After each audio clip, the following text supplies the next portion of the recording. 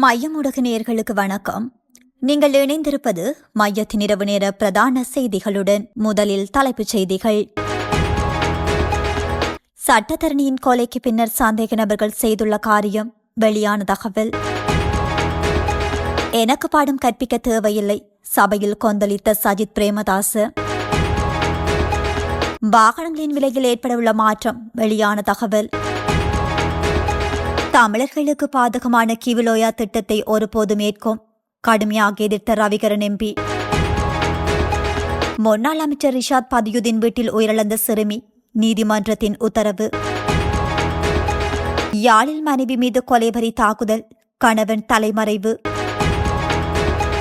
வெலிக்கடை சிறைச்சாலைக்கு விரைந்த சந்திரிகா குமாரதுங்க வெளியான தகவல். துப்பாக்கிச் சூடுகளை நியாயப்படுத்த முனையும் அனுர அரசு, மொட்டு தரப்பு பகிரங்கம். தொடர்வன விரிவான செய்திகள்.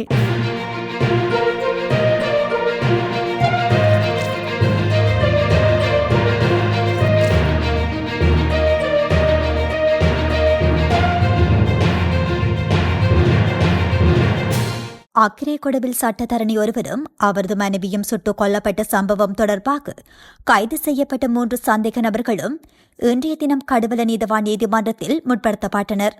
கொலைக்கு பிறகு சந்தேக நபர்கள் தங்கள் தொலைபேசிகளில் இருந்த தரவுகளை அளித்துவிட்டதாக காவல்துறையினர் தெரிவித்துள்ளனர். கடந்த வெள்ளிக்கிழமை தலங்கம் அக்கிரேகொடவில் ஒரு சட்டத்தரணியும் அவரது மனைவியும் சுட்டுக் கொல்லப்பட்டனர். அதனைத் தொடர்ந்து காவல்துறை மாதிபரின் அறிவுறுத்தலின் பேரில் சம்பவம் குறித்து விசாரிக்க 12 காவல் குழுக்கள் நியமிக்கப்பட்டன. அதன்படி நடாத்தப்பட்ட விசாரணைகளின் போது மேற்கு மாகாண தெற்கு மாவட்ட குற்றப்பிரிவு 16ஆம் திகதி கொலையில் துப்பாக்கிச்சூடு நடத்தியவர்கள் பயன்படுத்திய துப்பாக்கிகளை கொண்டு சென்ற 2 சகோதரர்களை கோட்டவையில் கைது செய்ததாக காவல்துறையினர் தெரிவித்துள்ளனர். பின்னர் இருவரும் நேற்றைய தினம் கடுவல நீதவான் நீதிமன்றத்தில் முற்படுத்தப்பட்டனர். மேலும் இன்று வரை அவர்களை விசாரணைக்காக காவலில் வைக்க காவல்துறையினருக்கு அனுமதி வழங்கப்பட்டது. இதற்கிடையில் அவர்களிடம் நடாத்தப்பட்ட விசாரணைகளின் போது பொல்கசோவிட்ட பகுதியைச் சேர்ந்த திலா என்ற நபர் நேற்று பிற்பகல் கைது செய்யப்பட்டுள்ளார்.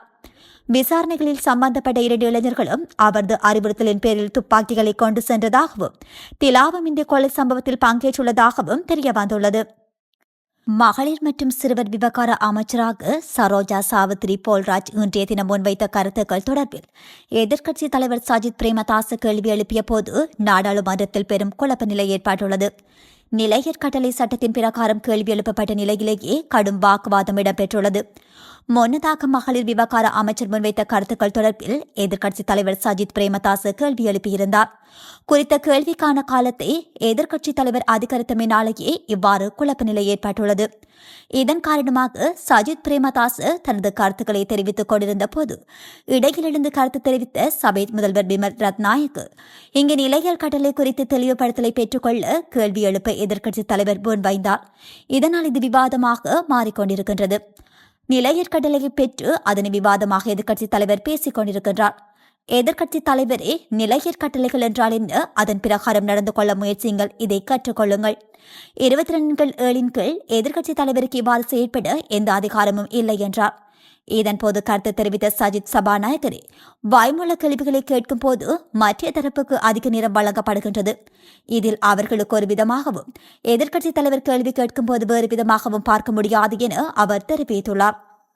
வாகன இறக்குமதி வரிகள் மற்றும் சமூக பாதுகாப்பு வரி தொகையானது வாகனத்தின் அடிப்படை பெறுமதியுடன் சேர்க்கப்படுவதால் அதன் மேல் மேலதிகமாக 18% வட் வரி விதிக்கப்படும் சூழல் உருவாகும் என வாகன இறக்குமதியாளர்கள் சங்கம் தெரிவித்துள்ளது.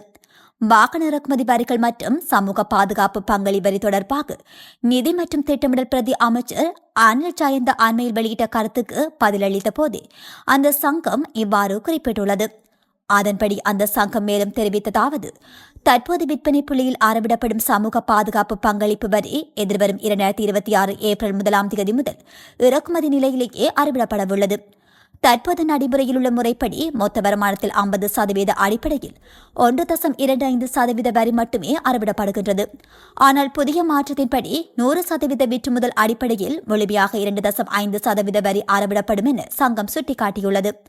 இந்த முழுமையான வாகன இறக்குமதி வரிகள் மற்றும் சமூக பாதுகாப்பு வரி தொகையானது வாகனத்தின் அடிப்படை பெறுமதியுடன் சேர்க்கப்படுவதால் அதன் மேலதிகமாக 18% வட் வரி விதிக்கப்படும் சூழல் உருவாகும் என சங்கம் எச்சரித்துள்ளது. ஒருமுறை மட்டும் வாகனங்களை இறக்குமதி செய்யும் தனிநபர்கள் இந்த வரியை செலுத்துவதை தவிர்ப்பதை தடுக்கவே இறக்குமதி நிலையிலேயே வரியை அறவிட வேண்டும் என சங்கம் முன்மொழிந்திருந்தது. இதேவேளை நிதி மற்றும் திட்டமிடல் பிரதி அமைச்சர் அனில் ஜயந்த் இதுகுறித்து தெரிவித்ததாவது, வாகன இறக்குமதிக்கான புதிய வரிகள் எதுவும் அறிமுகப்படுத்தப்படவில்லை என்றும் வரி அறவிடப்படும் இடமே மாற்றப்பட்டுள்ளதாகவும் அவர் குறிப்பிட்டுள்ளார்.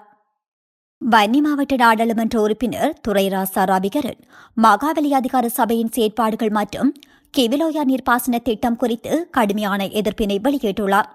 விவசாயம் மற்றும் நீர்ப்பாசன அமைச்சர் கேடி லால்கந்த தலைமையில் நடைபெற்ற விசேட கூட்டத்தில் ரவிகரன் கிவிலோயா திட்டத்தினால் ஏற்பட போகும் பேராபத்துக்களை சுட்டிக்காட்டியுள்ளார்.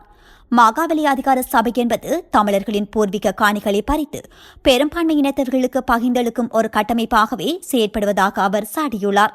இந்த திட்டத்தினால் வவுனியா வடக்கிலுள்ள காஞ்சூரம் மோட்டை வெடிவைத்த கல் உள்ளிட்ட பகுதிகளில் தமிழர்களின் 910 ஏக்கர் பூர்வீக வயல் நிலங்கள் நீரில் மூழ்கும் அபாயம் உள்ளது. இந்த திட்டத்தின் மூலம் ஏற்கனவே குடியேற்றப்பட்டு மற்றும் குடியேற்றப்படவுள்ள 6000 பெரும்பான்மையின குடும்பங்களே பயனடைய உள்ளனர். அடர்வனங்கள் அழிக்கப்படுவதால் மழைவீழ்ச்சி குறையும் எனவும் வனவிலங்குகள் மற்றும் பறவை இனங்கள் அழியும் என்றும் ரவிகரன் எச்சரித்தார். கொக்குத்தொழுவை பகுதியில் 30 பெரும்பான்மை இனத்தவர்களுக்கு தலா 25 ஏக்கர் வீதம் காணிகள் வழங்கப்பட்டதில் முன்னாள் அமைச்சர் நிமல் சிறிபாலடி சில்வாவின் தங்கையும் அடங்கியுள்ளதாக அவர் பகிரங்கமாக வெளிப்படுத்தியுள்ளார். முன்னாள் அமைச்சர் ரிஷாத் பதியுதீன் வீட்டில் தீக்காயங்களுக்குள்ளாகி உயிரிழந்த சிறுமி கிஷாலினியின் மரணம் தொடர்பான விசாரணையை மே மாதம் 5ஆம் தேதி மீண்டும் நடாத்த நீதிமன்றம் உத்தரவிட்டுள்ளது. இந்த உத்தரவினை கொழும்பு மேலதிக நீதிவான் லியான் வருஷவிதான நேற்று பிறப்பித்துள்ளார். சம்பவம் தொடர்பான வழக்கு விசாரணைக்கு அழைக்கப்பட்ட போது உயிரிழந்த சிறுமியின் சகோதரர் 2வது சாட்சி நீதிமன்றத்தில் சாட்சியம் அளித்திருந்தனர். இதன்போது சம்பவம் தொடர்பான மேலதிக சாட்சி விசாரணை மே மாதம் 5ஆம் தேதிக்கு ஒத்திவைக்கப்பட்டுள்ளது. அதேவேளை சம்பவத்தில் 4வது சந்தேக நபரான ரிஷாத் பதியுதீன் மற்றும் 5வது சந்தேக நபரான பதியுதீன் அப்துல் ரிசாத் ஆகிய 2 சந்தேக நபர்களுக்கும் எதிராக போதுமான ஆதாரங்கள் இல்லாததால் அவர்களை விடுதலை செய்ய நீதிமன்றம் உத்தரவிட்டிருந்தது. ரிஷாட் பதியுதீன் வீட்டில் பணியாற்றிய 16 வயதான ஜோட்குமார் கிஷாலினி என்ற சிறுமி கடந்த 2021ஆம் ஆண்டு தீக்காயங்களுடன் வைத்தியசாலையில் அனுமதிக்கப்பட்டு 12 நாட்களின் பின்னர் உயிரிழந்திருந்தார். சிறுமியின் மரணம் சந்தேகத்தை ஏற்படுத்தியதை அடுத்து 2021 ஜூலை மாதம் உடல் தோண்டி எடுக்கப்பட்டு பிரேத பரிசோதனைகளுக்காக பேராதனை வைத்தியசாலைக்கு கொண்டு செல்லப்பட்டது. இந்த மரணத்திற்கு நீதி கோரி பரவலான ஆர்ப்பாட்டங்கள் நடைபெற்ற நிலையில் சிறுமி தற்கொலை செய்து கொண்டமைக்கான தெளிவான ஆதாரங்கள் இல்லை என தேசிய சிறுவர் பாதுகாப்பு அதிகார சபை தெரிவித்திருந்தது. இந்த சம்பவம் தொடர்பில் சுமார் 40 பேரிடம் வாக்குமூலங்கள் பதிவு செய்யப்பட்டிருந்தது. அத்துடன் ரிஷாட் பதியுதீனின் வீட்டில் இடம்பெற்றதாக கூறப்படும் மற்றொரு பாலியல் துஷ்பிரயோக சம்பவம் தொடர்பில் ரிஷாட் பதியுதீனின் மனைவியும் சகோதரனும் அன்றைய தினமே கைது செய்யப்பட்டிருந்தனர். சம்பவத்தை அடுத்து முன்னெடுக்கப்பட்ட விசாரணையில் சம்பவம் தொடர்பில் ரிஷாட் பதியுதீனின் மனைவி, மாமனார் மற்றும் சிறுமியை வேலைக்கு அழைத்துச் சென்ற தரகர் ஆகியோர் கைது செய்யப்பட்டு தடுத்து வைக்கப்பட்டிருந்தமை குறிப்பிடத்தக்கது. பியர் போத்தலால் மனைவியை சரமாரியாக குத்தி படுகாயங்களுக்குள்ளாக்கிவிட்டு கணவர் ஒருவர் தப்பியோடியுள்ளார். பாதிக்கப்பட்ட பெண் ஆபத்தான நிலையில் பருத்தித்துறை ஆதார வைத்தியசாலையில் அனுமதிக்கப்பட்டுள்ளதாக தெரிவிக்கப்படுகின்றது. குறித்த சம்பவம் நாகர்கோவில் பகுதியில் நேற்றிரவு 7:20 மணியளவில் இடம்பெற்றுள்ளது. ஆசிரியரான குறித்த பெண் வர்த்தக நிலையம் ஒன்றையும் நடாத்தி வருகின்ற நிலையில் வர்த்தக நிலையத்தினுள் புகுந்து பியர் போத்தலை உடைத்து தலை, வயிறு, நெஞ்சு பகுதிகளில் சரமாரியாக குத்தி காயத்தை ஏற்படுத்தியுள்ளார். காயத்தை ஏற்படுத்திய கணவர் தப்பியோடியுள்ள நிலையில் மருதங்கனி காவல்துறையினர் மேலதிக விசாரணைகளை மேற்கொண்டு வருகின்றனர். முன்னாள் ஜனாதிபதி சந்திரிகா பண்டாரநாயக்க குமாரதுங்க தற்போது வெலிக்கடை சிறையில் விளக்கமறியலில் வைக்கப்பட்டுள்ள முன்னாள் ஜனாதிபதி செயலாளர் சமன் ஏக்கநாயக்கவை சந்தித்துள்ளார். அதன்போது கருத்து வெளியிட்ட முன்னாள் ஜனாதிபதி தாம் பொதுவாக சிறைகளுக்கு செல்லும் வழக்கம் இல்லை என்றும், ஆனால் ஏக்கநாயக்க நல்ல மனிதர் என்றும் திறமையான நிர்வாகி எனவும் அவர் தெரிவித்துள்ளார். மேலும் குறிப்பிட்ட அரசியல் கட்சியுடன் இணங்காத நிர்வாக அதிகாரிகளை குறிவைத்து நடவடிக்கைகள் எடுப்பது ஜெயவர்தன ஆட்சி காலத்தில் இருந்தே தொடங்கியது என குற்றம் சாட்டிய அவர், தற்போதைய அரசும் கடந்த அரசுகளின் அரசியல் பழிவாங்கும் நடவடிக்கைகளை தொடர்கிறது எனவும் அவர் குறிப்பிட்டுள்ளார். பொது நிர்வாக சேவையில் சேர பெரும் திறனும் தகுதியும் அவசியம் என சுட்டிக்காட்டிய முன்னாள் ஜனாதிபதி சந்திரிகா, ஏக்கநாயக்க போன்ற அனுபவமிக்க நிர்வாகிகள் நாட்டிற்கு தேவைப்படுகின்றனர் எனவும் வலியுறுத்தியுள்ளார். இதன்படி இந்த நிலைமையை எதிர்த்து தன் எதிர்ப்பை வெளிப்படுத்தும் நோக்கில் தான் சிறைக்கு சென்றதாகவும், நான் அவருடன் நெருக்கமாக பணியாற்றியுள்ளேன், அவர் மிகவும் நல்லவர் என்றும் சந்திரிகா குமாரதுங்க விவரித்துள்ளார்.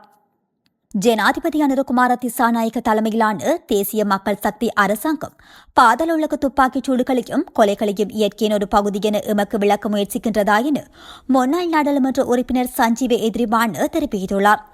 இலங்கை சட்டத்திற்கும் அரசியலமைப்பிற்கும் அமைவாக நாட்டில் இடம்பெறும் ஒவ்வொரு குற்றமும் அரசாங்கத்திற்கு எதிரான குற்றமாகவே கருதப்பட வேண்டும் எனவும் அவர் சுட்டிக்காட்டினார். ஸ்ரீலங்கா பொதுஜன பெரமுன கட்சி தலைமையகத்தில் நேற்று நடைபெற்ற ஊடகவியலாளர் சந்திப்பில் கலந்து கொண்டு கருத்து தெரிவிக்கும் போதே அவர் இவ்வாறு குறிப்பிட்டுள்ளார்.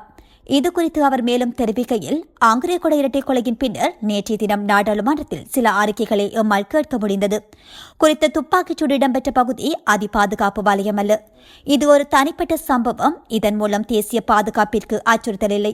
இந்த சட்டத்தின் ஆட்சிக்கு அச்சுறுத்தலாக கருதப்பட வேண்டிய செயல் அல்ல என தேசிய மக்கள் சக்தி அரசாங்கத்தின் சட்டம் மற்றும் ஒழுங்கு அமைச்சர் ஆனந்த விஜயபால நேற்று நாடாளுமன்றத்தில் தெரிவித்திருந்தார். அமைச்சரின் இந்த பொறுப்பற்ற கூற்று மேலும் பல கொலைகளை செய்ய பாதாள உலகத்தினருக்கு விடுக்கப்பட்ட அழைப்பாகவே நாம் கருதுகின்றோம். ஜனாதிபதி அனுரகுமார திசாநாயக்க தலைமையிலான தேசிய மக்கள் சக்தி அரசாங்கம் பாதாள துப்பாக்கிச் சூடுகளையும் கொலைகளையும் இயற்கையின் ஒரு பகுதி என எமக்கு விளக்க முயற்சிக்கின்றதா? ஆங்காங்கே பொது வீதிகளில் பட்டப்பகலில் துப்பாக்கிச்சூடு நடாத்தப்படுவது இயற்கையின் ஒரு பகுதி என்று அரசாங்கம் நினைக்கிறதா? இவ்வாறான சம்பவங்களை தடுப்பதற்கு பொறுப்பான அமைச்சரே நாடாளுமன்றத்தில் இவ்வாறான கருத்தை வெளியிட்டுள்ளார். இந்த துப்பாக்கிச் சூடுகளும் கொலைகளும் அதிபாதுகாப்பு வலயத்தில் இடம்பெறவில்லை என்றால் அது ஒரு தனிச்சம்பவம் என்றால், அதன் மூலம் தேசிய பாதுகாப்புக்கு அச்சுறுத்தல் இல்லை என்றால், சட்டத்தின் ஆட்சிக்கும் அது அச்சுறுத்தல் இல்லை என்றால் இது மிகவும் சாதாரணமான அன்றாட நிகழ்வு என்று அரசாங்கம் கூற முற்படுகின்றது. இத்துடன் மையத்தின் இரவு நேர பிரதான செய்திகள் நிறைவு பெறுகின்றன. நன்றி.